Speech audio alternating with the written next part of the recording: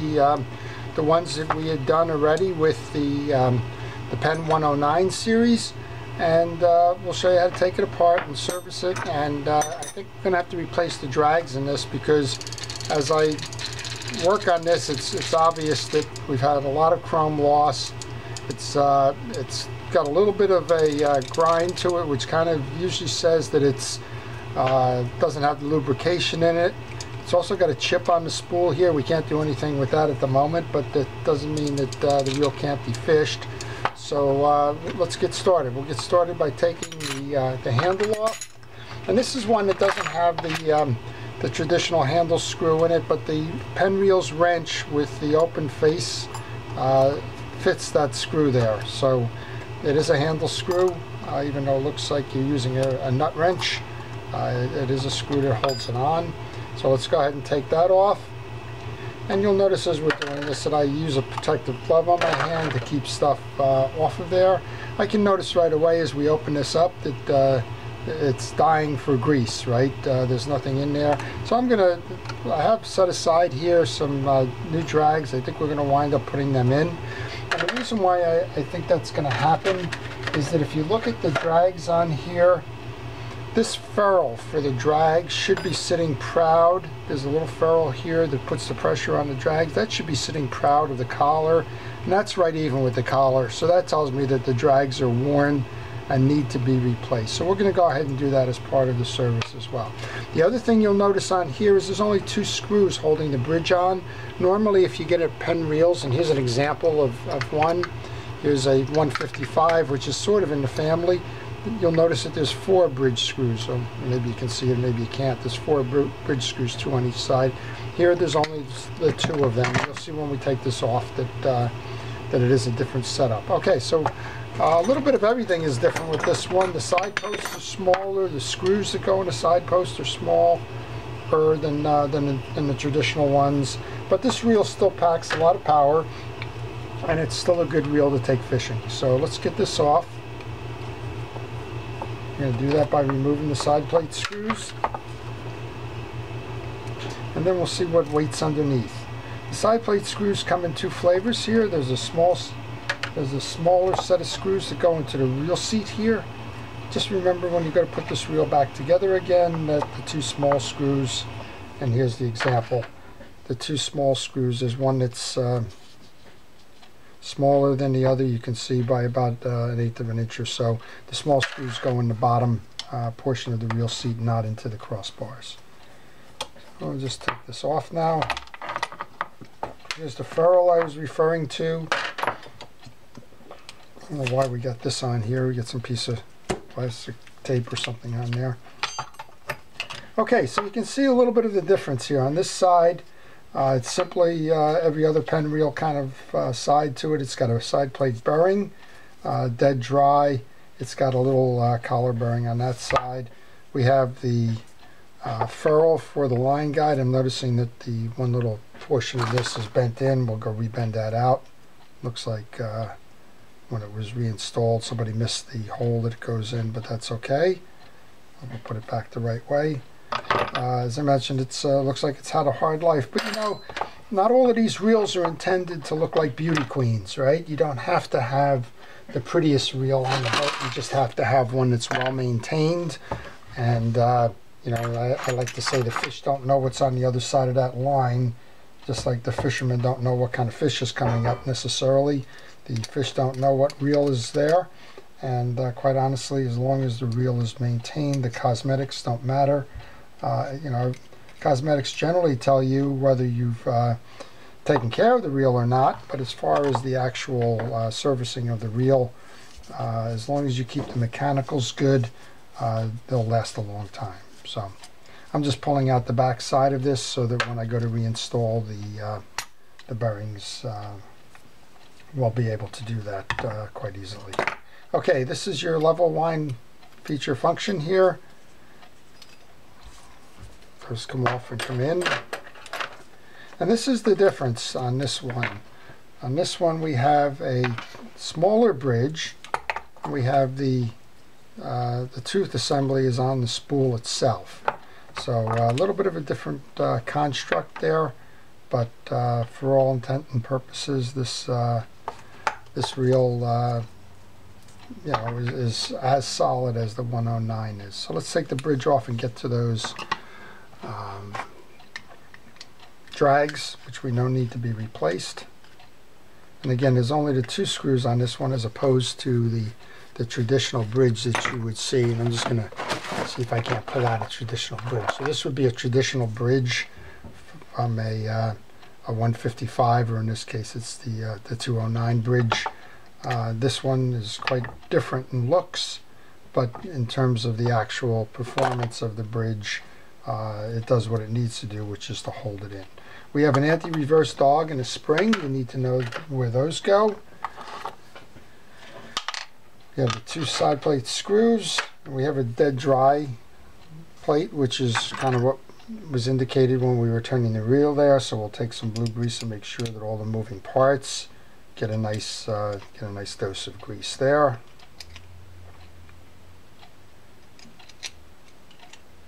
Just getting them in the side plate bearings as well.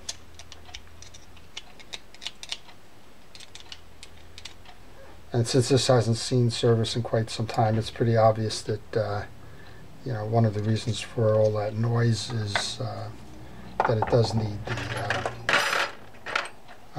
the work there. Okay, so I pulled the gear off there. I'm just going to reseat that gear in here. Then we're going to go grab this because this needs the drag washers for sure.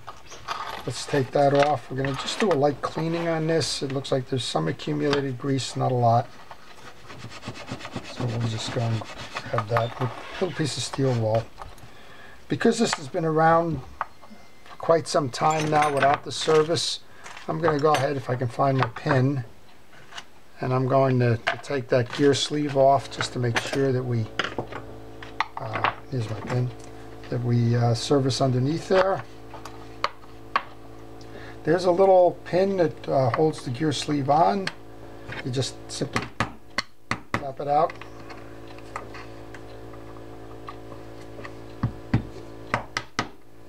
You'll see it pushes through on this side. And that's because there's a ridge underneath on this that that holds that gear sleeve on. That pin rides in the ridge. I'm going to pull that out again into my parts bucket, and we should be able to remove this. And this is what I wanted to get to because this hasn't been serviced in a while.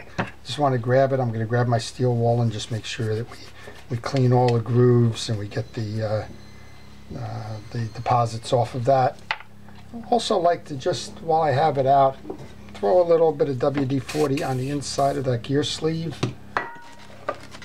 Run a little cotton swab in there just to get the stuff out. You can see that there's some dried grease in there, so we'll just push all of that stuff through. And we can actually put some blue grease on this. Penn says oil it when you're when you have the reel together. This one has been apart for has not been serviced in a while. It's dead dry. It doesn't hurt to put the grease in there. You don't want to put too much in because it may just dry and wind up clogging that channel where this pin rides. But you know, a little bit to start is not a bad idea. All right, I'm just trying to reassemble now. Putting the pin back in the hole there, tapping that pin back in. And I use a non-mooring hammer for this. Don't go ahead and use a metal one. That'll only cause you some problems. So we just need to reset this. I'm just using the point on it. If you leave this pin too proud, you won't get the drag stack back on. Okay. Throw the washer back on there. I'm going to pull out the drag stack now, and I expect to see just yeah. So all we've got is crumbling washers here. That's what's happened. We've got broken washers in this, so we're going to go ahead and replace those. Now you don't have to replace the metal ones. That's a question that comes up all the time. But these, you can see these just snap. These are way past their prime. You don't have to replace the metal ones as long as they're not scarred. In this case, we got some junk on them, but the junk comes off. Well, again, with that steel wool, we're just going to clean those up.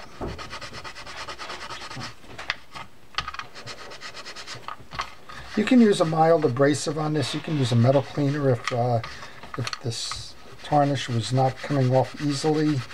I use a chrome polish, an automotive chrome polish that does the job. It's something that makes the elbow grease go a little bit easier.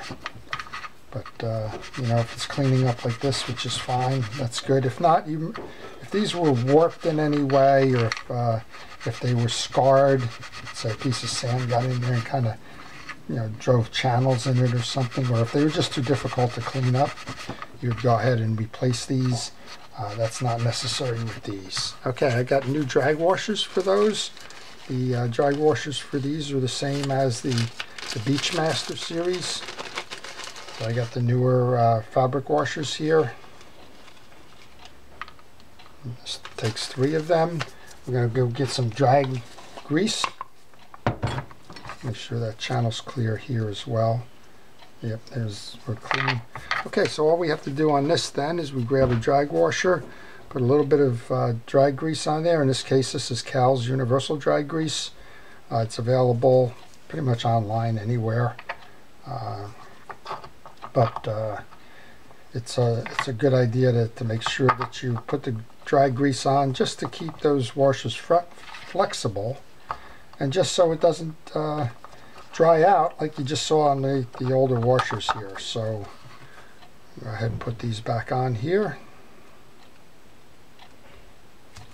Work this in. This reel will be able to go fishing for quite some time to come once we do this basic service. So it's not a bad idea to go ahead and get that done. This middle washer here is an eared washer. It fits in the indentations in the main gear. You can see it that way there. Alright, and then the last part here, again, we'll work it in with that gloved hand. Another reason why I like to wear that glove, it acts as a tool. Alright, we're done. Okay, so I had to step away for a minute. I was noticing as I was just getting ready to reinstall the stack that I couldn't find the cap washer that belongs on the top of the stack, and I realized that that was sitting on the bottom, and that this reel is actually missing the fabric washer that belongs there. So I went on properly. I'll get it down on there. Okay. So we're going to learn a lesson a couple of times with the drag washers, but patience is the key here. You want to make sure that you do it right, not necessarily do it fast. And if you sense that something's wrong, go ahead and fix it so that you're satisfied that you're doing it properly. As I said, this reel is going to last a long time. Just needs a little bit of service here. The service has been overdue for some time now. Okay, put that back on, caps back on. Now we got a tight configuration there. We're going to go ahead and load that in upside down. Now this anti-reverse dog is a little bit different than most. Comes in under here, and then there's a big screw, big spring. We have it here. That spring loads in the channel next to it. This one kind of looks like a retractable pen kind of a spring, but you can see it there. And then once we do that, we can rotate the bridge plate all the way around.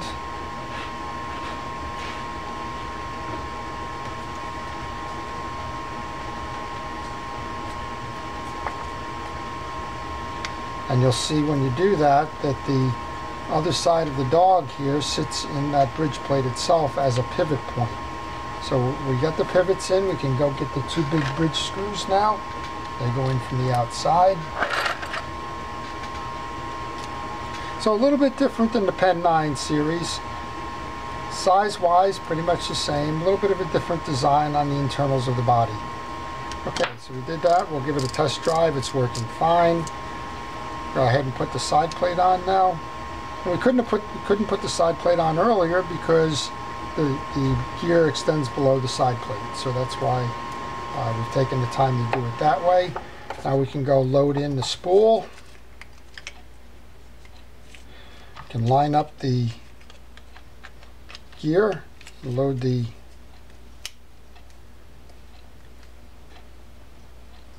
going to align that. Go get those small screws again. Remember, the smallest ones belong in the reel seat. The bigger ones belong in the cross posts. So that's what we're going to try and get started here. There we go. That's one. And I don't like to tighten them all down till I've got them started in each location. That's just to keep the reel square so that there's no problems in the performance, you know, in terms of it binding or some other way impeding the proper operation of it. Here's the next one in. Got a couple more. Just take your time with these. Like as I mentioned, there are smaller screws, so if you're missing a side plate screw, don't think that the screw on the 155 or the Beachmaster series or the Long Beaches will fit. These are different. They're smaller in diameter. Okay, that one. Up before we tighten it up too much. Got ahead of myself. You want to back these off so that you can get that shield in. So usually what I try and do is keep them loose. That'll give you enough play in the frame to put the shield in. We're not going to put the worm in yet, but we are going to put that shield in first. This is the one that was bent, and maybe that's how it got bent.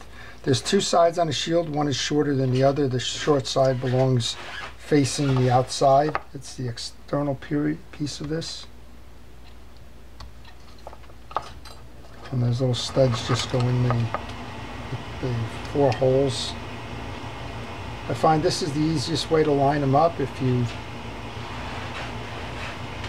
try and do it any other way with the side plate loose, generally what happens is you run into a lot of trouble in terms of it being a balancing act and getting all of this done.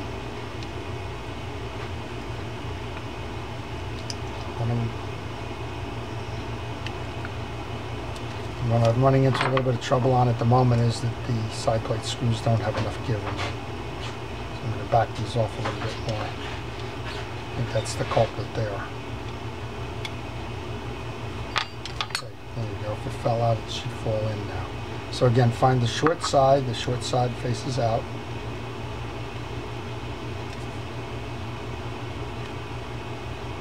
There we go.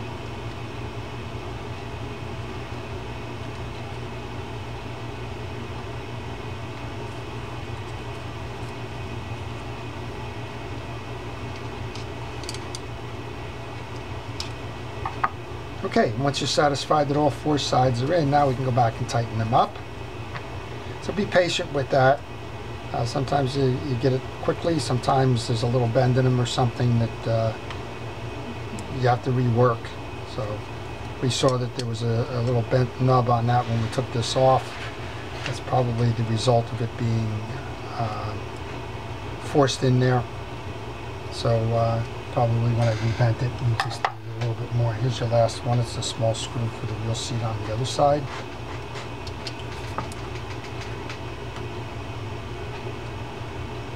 And we can put that worm back in. Okay, so on the worm side, there's always a debate, it seems, as to whether this should be oiled or if it should be greased. I just oil them. This is an exposed piece, and as an exposed piece, it tends to run towards getting a lot of dirt and that in there, so I like to just oil it, keep the opportunity for the dirt to be at a minimum. Now what we're going to do is we're going to reset it over to one side so we can put it through the hole, this hole. Then we slide it back the other way, we load it in the channel, and then we grab the tensioner.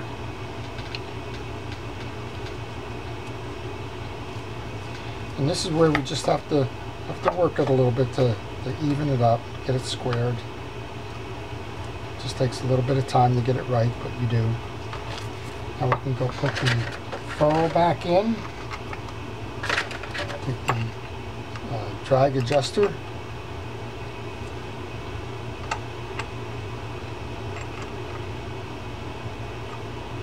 There we go. Tighten that one down. Then we should be able to start spinning. want to make sure that we got this right.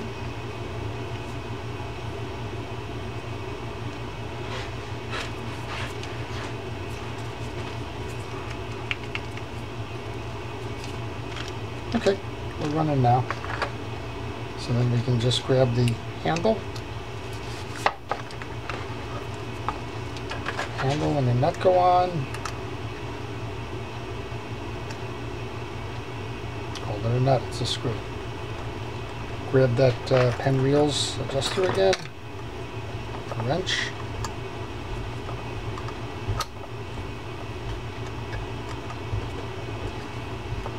And that's your Penn 109. So it is a little bit different than the one we saw in the 9 series. Here we go. So we're back and running. So as a postscript to this, I wasn't happy with the spool performance, as I did notice there was a chip on here, and that usually indicates some kind of impact or some other kind of problem. I swapped out the spool for a metal spool and reinstalled, and that's much more along the lines of what I like, when you can turn it by a single finger and just have it work easily. So just as a second thought behind this, always check some of the pieces and parts. They may not be round, particularly if you see that there's some damage there in terms of a piece or a part when you take that reel off. So I hope you enjoyed it again. This is Dennis with Second Chance Tackle. Thank you for watching.